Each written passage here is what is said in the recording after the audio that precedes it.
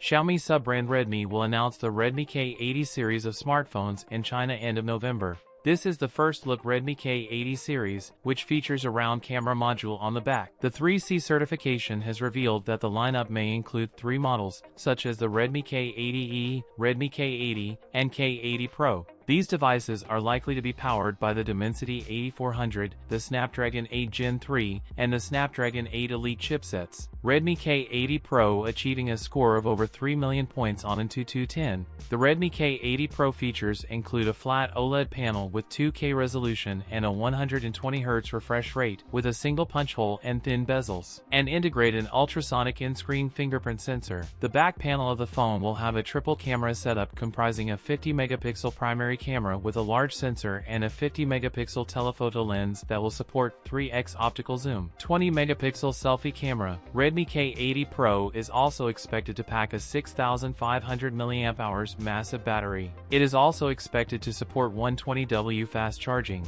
The Redmi K80 and K80 Pro, which could be rebranded as the Poco F7 and F7 Pro in markets outside of China in 2025. That's it for today's video. If you enjoyed it, don't forget to like, comment, and subscribe for more content. Thanks for watching, and I'll see you in the next one.